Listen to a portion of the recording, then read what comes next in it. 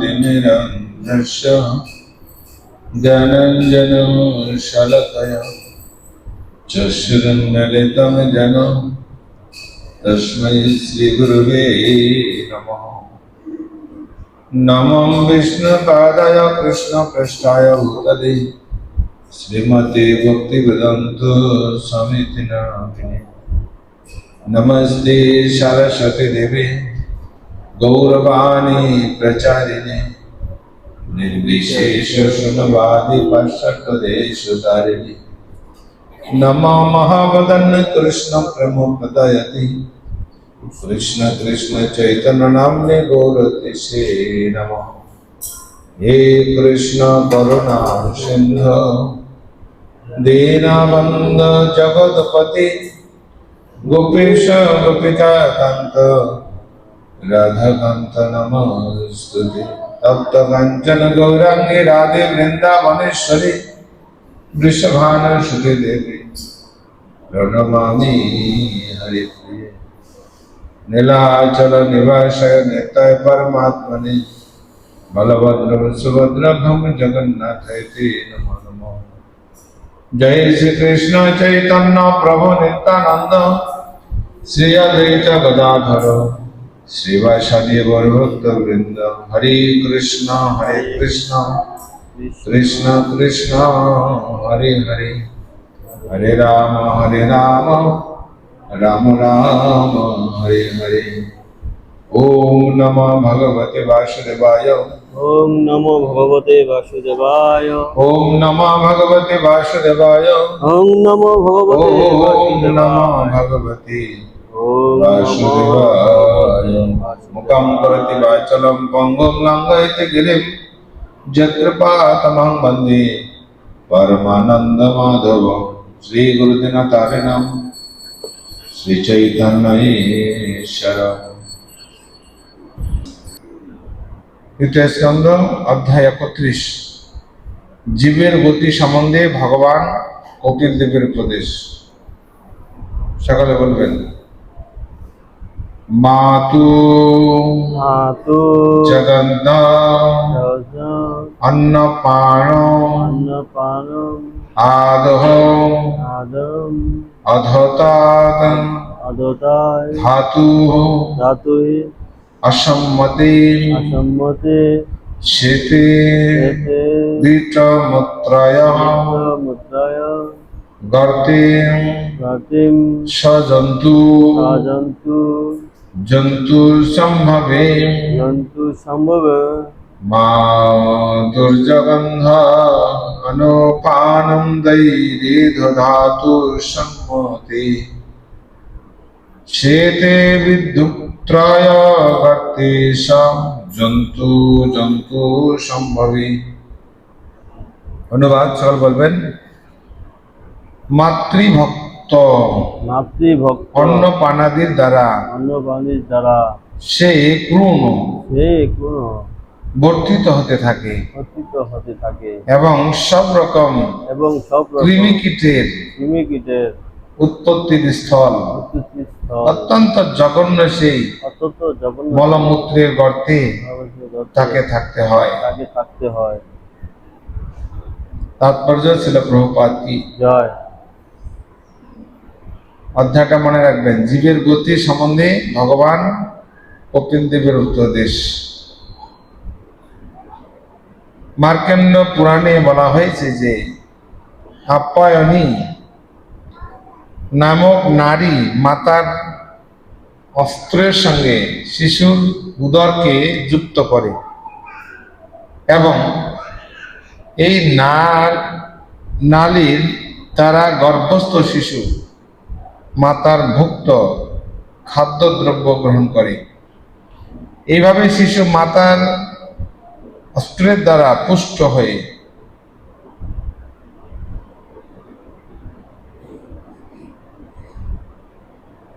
গর্ভে দিন দিন বর্ধিত হতে থাকে।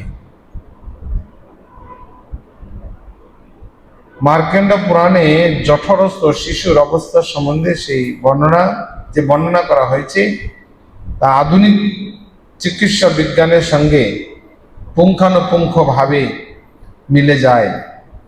এইভাবে বোঝা যায় যে পুরাণের প্রামাণিকতা কখনো অস্বীকার করা যায় না,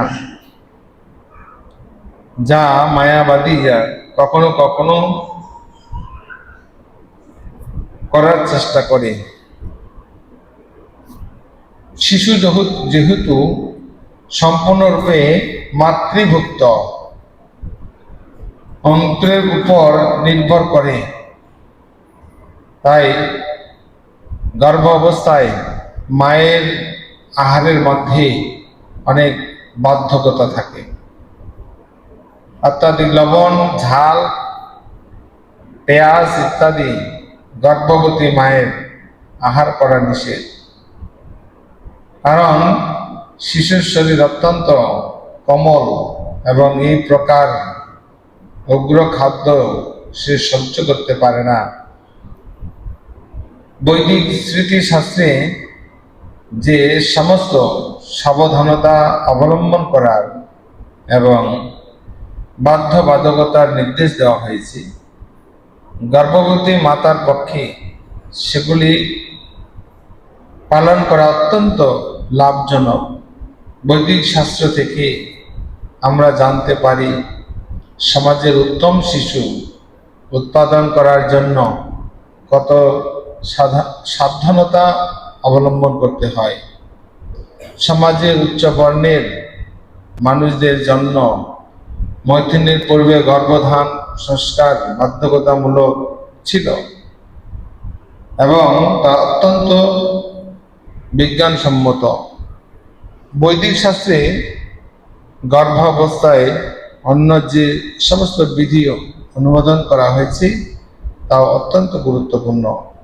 পিতামাতার প্রধান কর্তব্য হচ্ছে সন্তানের তত্ত্বাবধান করা, কারণ যথাযথভাবে শিশু তত্ত্বাবধান করা হলে সমাজ সুসন্তানপূর্ণ হবে, যারা সমাজ, দেশ এবং সমগ্র মানব জাতির শান্তি এবং সমৃদ্ধি প্রতিষ্ঠা করতে পারে। আমার পুরাণ শ্রীমদ্ ভাগবতম কি।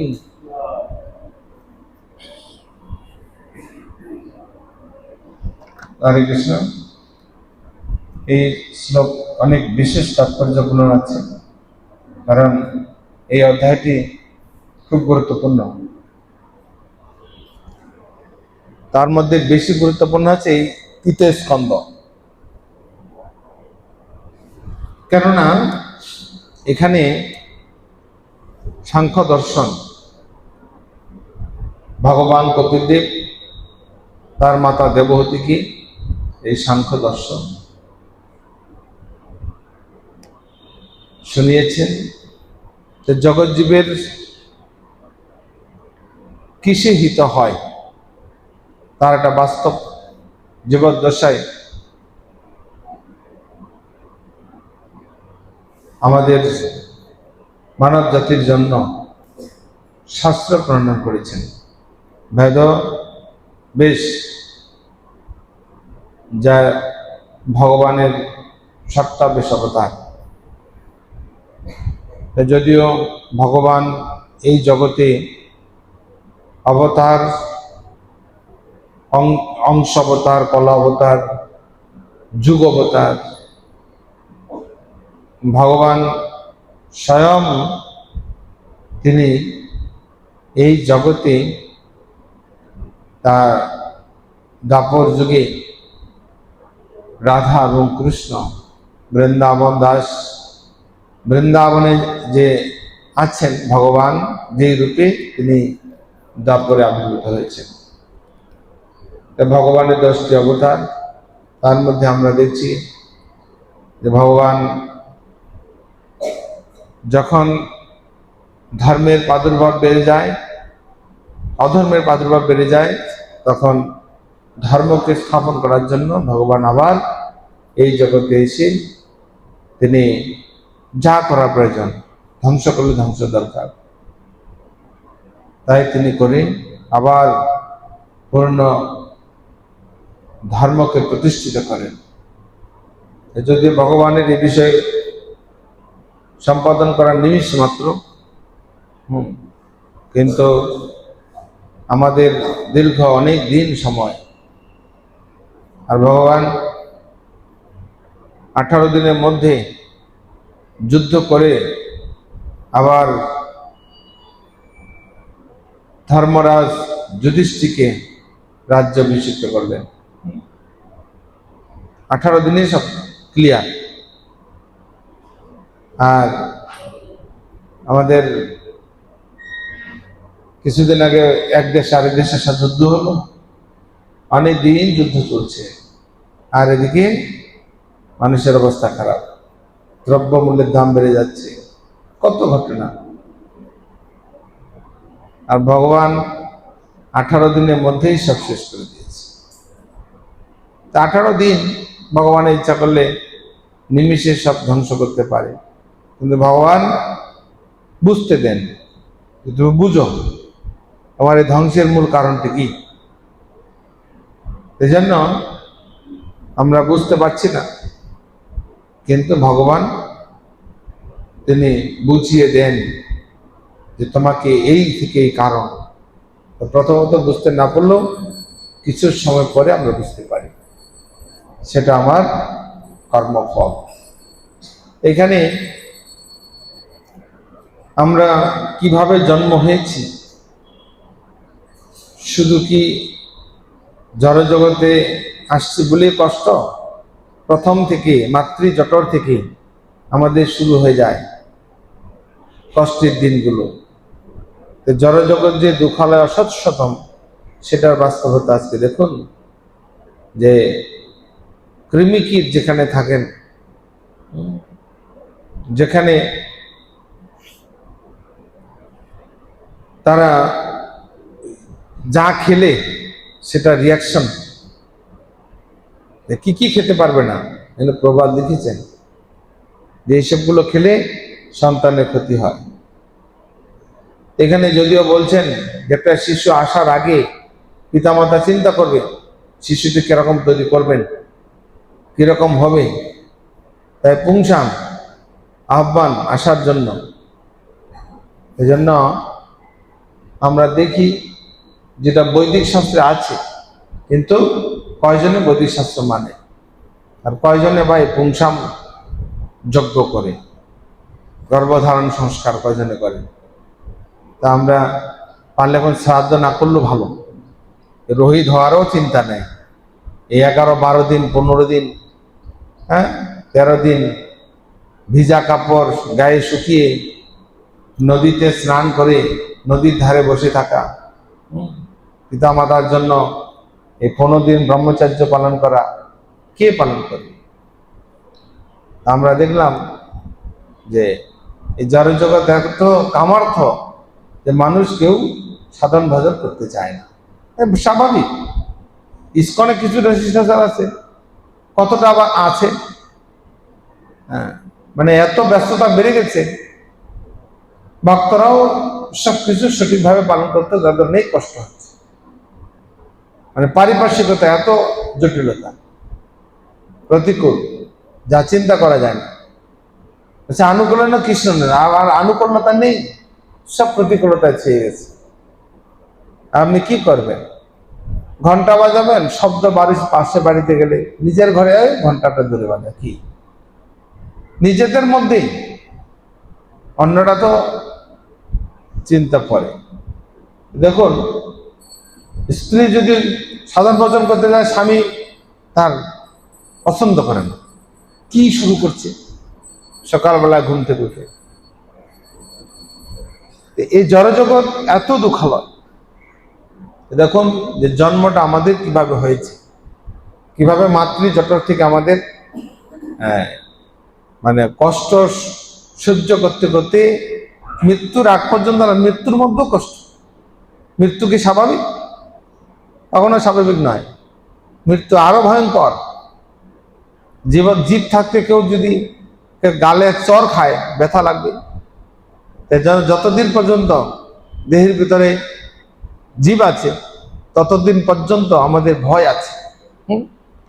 আর ভয়ের কারণে যত দুঃখের কারণ হয়ে যায়, ভয়ের জন্য। তো বলছেন যে তুমি অভয়, তুমি ভয় করো না, আমি তোমাকে নিয়ে যাচ্ছি। প্রভুপাদ যখন আমেরিকা পাড়ি দিলেন, প্রথম সময় 3বার মিনি স্ট্রোক হয়ে গেছে তার, যে কেন এই আটলান্টিক মহাসমুদ্রের উত্তাল তরঙ্গের ঢেউ তার বুকে হার্ট বিট বেরিয়ে গেছিলেন। কিন্তু ভগবান দৈববাণী করছেন যে অভয়, তোমার কোনো ভয় নেই, হ্যাঁ, আমি তোমার এই রথ চালিয়ে তোমাকে আমেরিকা নিয়ে যাচ্ছি। স্বপ্নাদেশ আদিষ্ট হয়েছে। ভয়, কিন্তু যতই বড় ভক্ত হই না কেন আমাদের ভয় আছে না? না নেই? ভয় আছে। কিন্তু ভগবান সেই প্রহ্লাদকে কি করছে? পাহাড় থেকে ফেলে দিয়েছে। প্রহ্লাদের কোনো ভয় ছিল না, ভগবান নিজে তাকে রক্ষা করেছে। তো এই দ্বার প্রান্তে পৌঁছানো অনেক কাঠখড়ি পোড়াতে হবে। চাইলেই আমরা বড় নামধারী ভক্ত হতে পারি না। এ তপস্যার ফল। তপস্যা এমন একটা বস্তু, তপস্যায় কি খাইলে ঘুম আসবে কিনা, দেহটা বিশ্রাম যাবে কিনা, চোখের কাজ করবে, একাদশ ইন্দ্র, কান শুধু শুনতে চাবে বাজে কথা। এই জন্য বিষয়গুলো খুব জটিল। তার জন্যই মাতা দেবহূতিকে এই জ্ঞান দিচ্ছেন কপিল দেব, যে মা কত দুঃখদায়ক, চিন্তা করা যায় না। দুঃখটা কি জিনিস? যার দুঃখ আছে তারা তো বুঝে নাকি, যে যার দুঃখ সেই বুঝে। সুখে সবাই হাসে, দুঃখ যার আসছে সে ক্রন্দন করে। কিছু লোকের মধ্যে যার বাবা মারা গেছে সে কান্না করবে, পার্শ্ববর্তী লোকের কান্না করবে নাকি? আসে একটু কেউ যদি হায় হায় লোকটা খুব ভালো ছিল, কি বলবে? লোকটা খারাপ ছিল? লোক তো ভালোই ছিল, লোকটা দেখা হতো, কত কথা হতো, আজকে সে চলে গেল। আর নিজের পুত্র কি করবে? চিৎকার করে ক্রন্দন করবে। কেন? আজকে তুমি ছিলে তা বুঝিনি, কেন জানি তুমি জীবন্ত লোক চলে গেছে, তখন হৃদয়ে দুঃখ পাচ্ছে। বেঁচে থাকতে আদর নেই, মরে গেলে কদরত বেড়ে যায়। বিষয়টি এরকম। এই জন্য শিশু শরীর, তা আমরা ছোটবেলায় আমাদের শরীরগুলো খুব কোমল ছিল, আস্তে আস্তে চামগুলো মোটা হয়ে গেছে। তারপর কিছুদিন পর আবার কি হয়ে যাবে? চামের সাথে ব্লাড আর কাজ করবে না, চাম ছেড়ে দিয়ে দিবে, তখন চামগুলো জড়ো জড়ো হয়ে যাবে। মানে যার সৌন্দর্য চেহারাটা আস্তে আস্তে মলিন হয়ে দাঁড়াবে। এই জন্য মলিন হয়ে দাঁড়াবে। আমরা আমাদের জীবদ্দশায় দেখতে চাই যে আমরা কে কতটুক মানে এই বিষয়গুলো উপলব্ধি করতে পারছি। ভক্ত মানে কি? সর্বজ্ঞ, কিন্তু সব বিষয় অভিজ্ঞতা তার থাকবে। কি ঝড় তুফানকে যিনি ঠেকাতে পারবে। বৃষ্টির মধ্যে ভিজলো, জ্বর আসলো না, কি আমরা কি অবস্থা? আমরা এখন শহরে থাকতে থাকতে, হ্যাঁ, এবারে কি বলবো, খাঁচার পাখির মতো জলে ভিজলে নাক দিয়ে জল পড়া শুরু হয়ে যাবে, ঠান্ডা লেগে যাবে। আর গ্রামের লোকেরা কি করে, যারা কৃষকরা হাঁটু জলের মধ্যে রপা লাগায়, জলের মধ্যে। আর এদিকে তুফান রৌদ্র, এদিকে ঝড় আসলো, ভিজে গেল, গায়ে কাপড় ভিজা। আমি অবাক হয়ে যাই, কোথায় ঠান্ডা? আর আমি যদি একটু ভিজি, কি ঠান্ডা লাগবে না? নেই,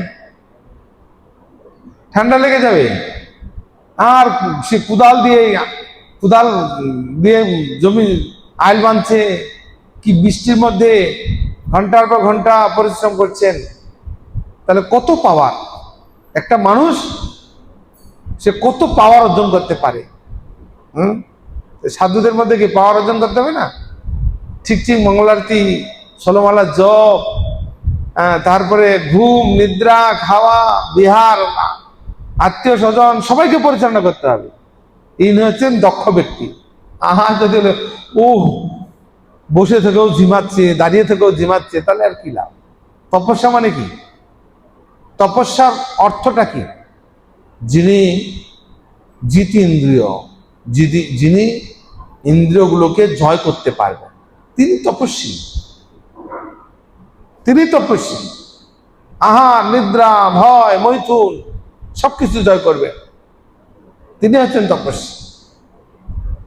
নিদ্রা আসলে ঘুমিয়ে ফেলবেন, কাজ বাদ দিয়ে শেষ। 6 ঘন্টা ঘুমিয়েছে, 8 ঘন্টা ঘুমাচ্ছে, না 12 ঘন্টা ঘুমাচ্ছে। আছে না এরকম লোক?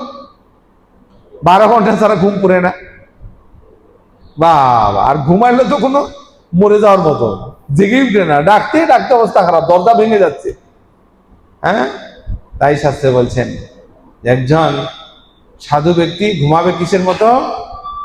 কুকুরের মতো। কুকুর সারাদিন ঘুমায়, কিন্তু একটু শব্দ হলে তার চোখ খুলে তাকিয়ে ঘেউ ঘেউ করে। এজন্য সাধুরা কখনো ঘুমায় না। কিরকম ঘুমায় না? সে ঘুম তার একদম পাতলা ঘুম, একটু রেস্টের জন্য। ঘুমাইলে ওই সময় মরে যায়, তখন কি হবে? ঘুমার পরে যে মরে যায়, ওই মৃত্যু কি? অধপতন না কি? ভালো। এখন যে মানুষ স্টক করছে, কি ভালো মৃত্যু নাকি? না, ভালো মৃত্যু নয়। মানুষগুলোকে ভগবান দুঃখ পাচ্ছে না, তাড়াতাড়ি স্টকে একটা রোগ দিয়েছে। কিছু হলেই হার্ট ব্লক হয়ে যাবে, স্টক হবে, ব্রেন স্টক হবে, কি সব স্টক হবে, বন্ধ হয়ে যাবে, ব্রেক দিয়ে দিবে করে। আর চলছে না গাড়ি, চলে গেল যাত্রা বাড়ি। কোথায় যাত্রা বাড়ি? শ্মশানে চলে যাবে। পরে কান্নাকাটি করবে একটু, পরে বুঝ পরামর্শ কান্না করে কি লাভ? মরতেই হবে সবাইকে। কি প্রতিটা কথার পরিপ্রেক্ষিতে একটা কথা আছে না? আর তখন মানুষ কি হয়ে যায়? দিশেহারা হয়ে যায়। হ্যাঁ, তাই তো ঠিক। কান্না করে এত, যাও যাও চলো খাইতে চলো। কান্না করে কি হবে বাবু? সবাইকে তোমাকে আমাকে একদিন মরতে হবে। ওরে বাপ, বিরাট জ্ঞান। কিন্তু মরার আগে জ্ঞান নেই। মরার আগে যত 2 নাম্বারি, ছল চাতুরি, আহাজারি, চুরি, ডাকাতি, বদমাশি, কার মাথায় কে বাড়ি দিবে, কি তখন আমরা ভুলে যাই। আর যখন মৃত্যু হয়ে গেছে, তখন সব জ্ঞান চলে আসছে ওই মরা বাড়িতে, যে বাড়িতে মারা গেছে। সব জ্ঞানী ব্যক্তি, বড় বড় জ্ঞানী ব্যক্তিরা গেছে তখন। তাই ভীষ্মদেবকে কি করলো ভগবান? 5 ভাই পাণ্ডব এবং কুন্তী, দ্রৌপদী, কৃষ্ণ স্বয়ং, তাদেরকে নিয়ে সেখানে গেল।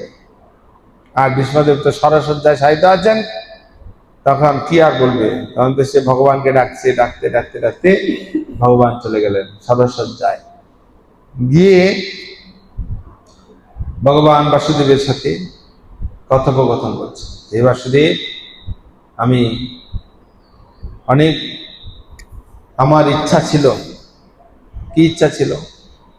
এই যুধিষ্ঠিরকে রাজা তৈরি করার জন্য ভীষ্মদেবের বড় ইচ্ছা ছিল, কিন্তু আমি সেটা করতে পারিনি। কেন পারিনি? এটা আমার ত্রুটি। আমার ইচ্ছা ছিল ধর্মের জয়ের ঢাঙ্কা বাজুক, কিন্তু ধর্মের অধর্ম হয়েছে আমার, বুঝতে পারছি, কিন্তু অন্ধ লোকের প্রতি মায়াদ্রোধ হয়ে আমি আমার সামনে অনেক অনাচার হয়েছে। যখন ভীমকে গুরুকুলে বিষ খাওয়ানো হলো, সেটার ভালো বিচার হলো না। যখন ফলের গাছে ফল খেতে দিল না, 5 ভাই পাণ্ডবদেরকে অনেক অত্যাচার করেছে, সেটার সুন্দর বিচার হয়নি। না হওয়ার কারণে আজকে আমার এই দুর্গতি হয়েছে। যদি আমার ইচ্ছা মৃত্যু ছিল, কর্ম আমাকে কখনো রক্ষা করেনি। আমার মৃত্যুটা কিরকম হওয়ার দরকার ছিল? মহিমান্বিত কিনা? সেই কত জন্মের পাপের শাস্তি তুমি আমাকে দিয়েছ। এই সরসজ্জা আমাকে ছাইতে হতে হয়েছে। আর এতদিন বানের যে ব্যথা, এই ব্যথাটা আমাকে অনুভব করতে হয়েছে। যদি আমি খুব তেজস্বী ছিলাম, দিনকে রাত, রাতকে দিন বানাতে পারতাম। এই অহংকারের ফলে আমি এমন একটা বাক্য আলাপ করেছি যে কৌরব বংশকে আমি সুরক্ষা দান করব। হে বাসুদেব, এটা আমার কথা ছিল না। আপনার কথা যখন আমি বলছি, আমি বড় অন্যায় করেছি। তখন বিষ্ণুদেব কৃষ্ণের কাছে প্রার্থনা করছে যে আমি এত অন্যায় করেছি। কুলের কুলবধূ দ্রৌপদীকে যখন বস্ত্রহরণ করছিলেন, তখন আমি মুখ চোখ বুঝে সহ্য করে অনুতাপ সহ্য করেছি, কিন্তু আমি বাধা দিতে চাইলেও আমি বাধা দিতে পারিনি।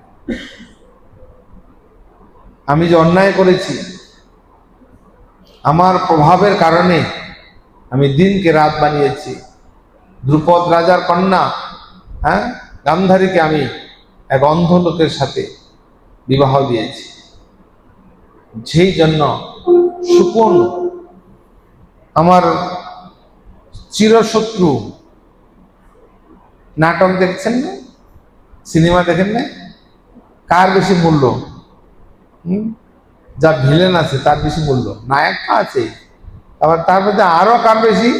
টেলিসামাদ আর দিলদার যদি না থাকে তাহলে জমবে না। মানে কমেডিয়ান, যে হাসাবে, যে মানে দুর্দর্শ ভিলেন থাকবে, তার অত্যাচারে মানুষ বিতরিত হবে, আর নায়ক তাকে দেখে মানুষ আনন্দ পাবে।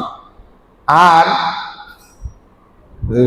যিনি কমেডিয়ান তাকে দেখে মানুষ হাসবে। নাটকের তিনটা জিনিস ঠিক থাকতে হবে। যদি তা না হয় তাহলে কেউ দেখবে না। ভালো ভিলেন থাকতে হবে। কিন্তু ভিলেন মানে কি? ও এমন অভিনয় করবে মানুষের কান্না এসে যাবে। নায়কের অভিনয় কিন্তু কান্না আসে না। ভিলেনের অত্যাচারে নায়ক জর্জরিত হয়, তখন কান্না আসে। তখন তো বাপ রে বাপ, খুব কঠিন। এই জন্য এই ভীষ্মদেব সে কথাটি বলছেন যে আমি এমন অন্যায় করেছি, তার কন্যাকে আমি একটা অন্ধ লোকের সাথে বিবাহ দিয়েছি।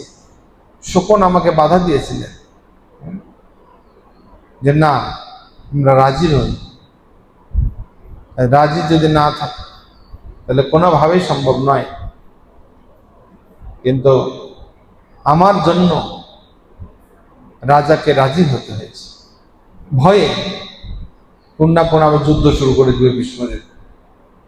আমি যা অন্যায় করেছি তার অন্যায় প্রতিফল আমি এখন দর্শন করছি।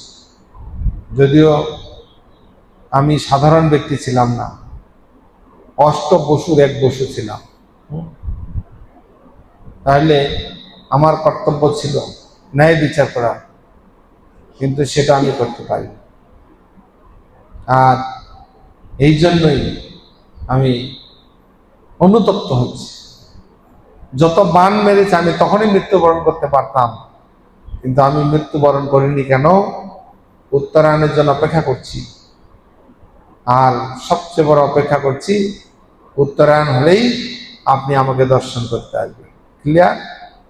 হ্যাঁ, তার জন্য আমি এই এত বানের তীক্ষ্ণ ব্যথা আমি সহ্য করে, খায় না খেয়ে না, এরকম ভাবে যুদ্ধক্ষেত্রের মাঠে পড়ে আছি।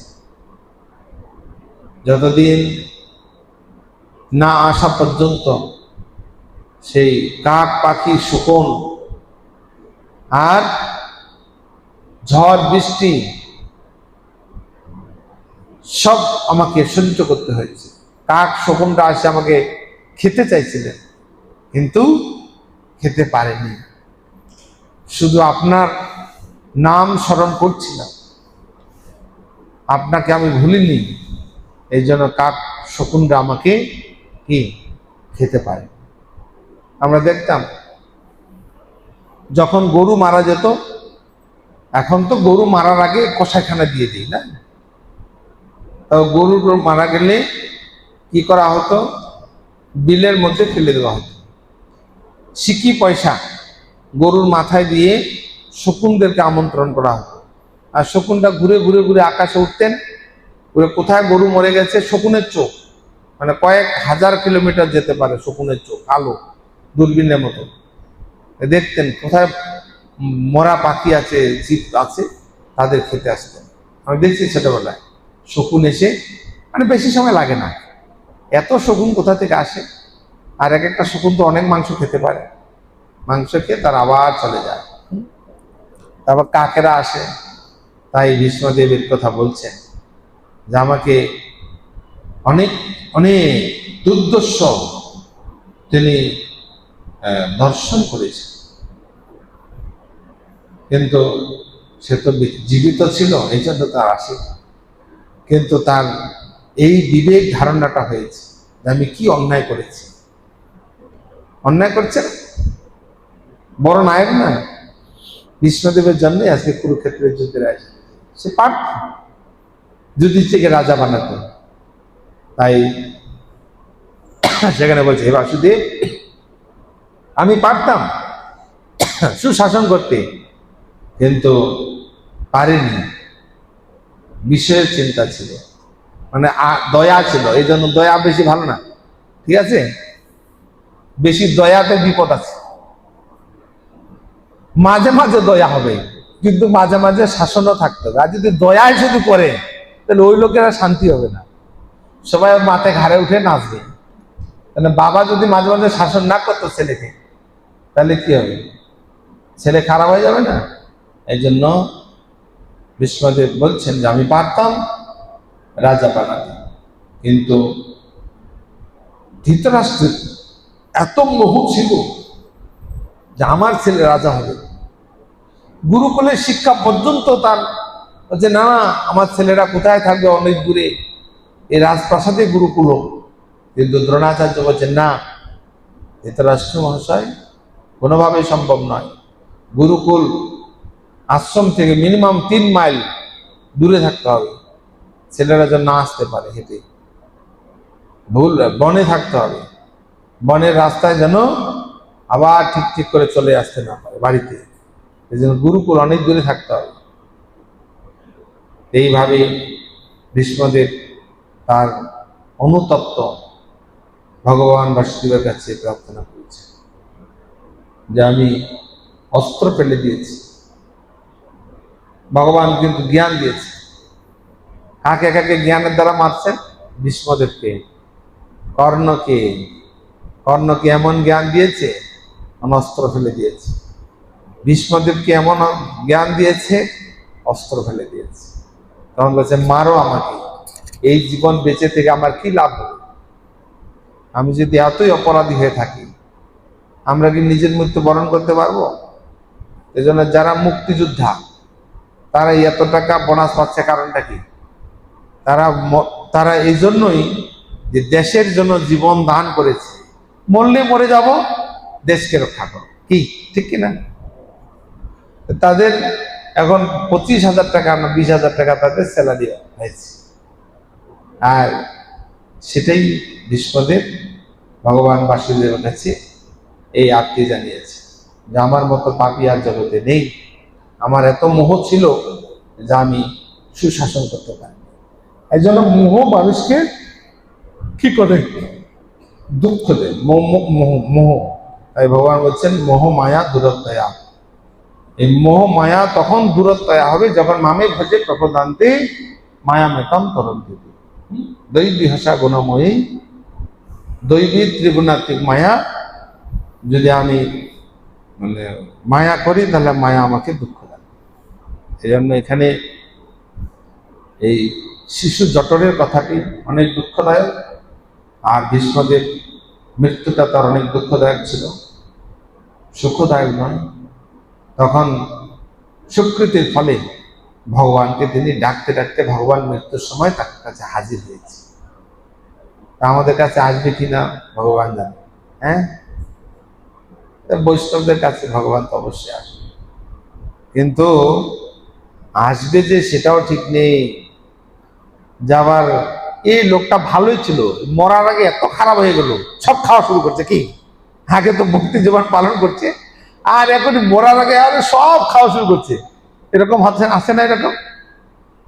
আর ডাক্তারটা বলছে, "এই, আপনি মুরগির চোখ খান, নাহলে আপনার শরীর দুর্বল হয়ে গেছে।" আমাদের এক প্রভু বলছে যে, প্রভু আমার চিকিৎসার সময় আমাকে এত জোর সোর করে বলছে, আমি তখন বলছি না, আমার যদি জীবনও চলে যায় আমি কোনোভাবে এগুলো গ্রহণ করবো না। তো ঠিক ভালো হয়ে গেছে। আর ওই সেই খেলে কি আর হবে? পাপ তো পাপই হে। তো ওই জন্য এইভাবে চিন্তা করছিলেন ভীষ্মদেব ভগবানকে। ভগবান তখন হাজির হয়েছে। অর্জুন আসছিলেন, বলছেন, হে পুত্র, তোমাদের আমি অনেক কষ্ট দিয়েছি, আমি বড় যোদ্ধা ছিলাম, তার জন্য আমাদের হারাতে তোমাদের অনেক কাঠখড়ি পড়তে হয়েছে, ঠিক কিনা? হ্যাঁ, যদি যুদ্ধক্ষেত্রে আমি বলতাম যে আমি যুদ্ধে অস্ত্র ধারণ করব না, তাই বলছেন যে হে বাসুদেব, তোমার পলিটিক্স আমি বুঝতে পারিনি, তুমি কি নির্দোষ, কি নির্দোষ না? কৃষ্ণ বলছে আমি অস্ত্র ধারণ করবো না, এই জন্য তো দুর্যোধন ছেড়ে দিয়েছে। দুর্যোধনের শব্দ কি? হ্যাঁ, দুর্যোধন মানে কি? দুর্গে যত ধন আছে আমার, ওনার মতো শক্তিশালী কেউ নেই। তখন বলছে না, আপনি কি একটা পলিটিক্স খাটিয়েছেন যে আমি কুরুক্ষেত্রের অস্ত্র ধারণ করবো না। আর বলরাম সেটা পারবে না বলে বলরাম আগেই সাইড কেটেছে। বলরাম কৃষ্ণ বলছে না, আমি ওই ওদের পারিবারিক সমস্যায় আমি যাব না, পক্ষপাতিত্ব হবে। বলরাম আগে পালিয়েছে, উনি আসেননি, বলরাম, কৃষ্ণ আসছেন। তাই বিষ্ণুদেব বলছেন যে আমি জানতাম না আপনি বাসুদেব, বসুদেবের পুত্র বাসুদেব, আপনি নন্দ রাজার পুত্র, আমি জানতাম, আমি বুঝতে পারিনি যে আমার ভিতরে এত অহংকার চলেছে। বিষ্ণুদেব বড় অহংকারী ছিলেন, তাই তখন এভাবে ভগবানকে বলছেন যে তুমি এমন একটা পলিটিক্স খাটিয়েছ, আমি যুদ্ধ করব না। সেটা আমিও যদি বলতাম তাহলে আর কুরুক্ষেত্রের যুদ্ধ আর হতো না। কি, ঠিক কিনা? দুর্যোধন একমাত্র ভীষ্মদেব পক্ষে ছিল বলেই, আরে কোনো ভীষ্মের কাছে কোনো ব্যাপার। সেই যখন বিবাহ আহ্বান করতে বলছেন গুরুদেব, তখন সে ভগবান পরশুরাম পারে নাই, যুদ্ধে হারিয়ে গেছে। আর এখানে অর্জুনের কি খাওয়া আছে? কি, ঠিক কিনা? এই জন্য সেই কথাটি বলছেন যে আমি যদি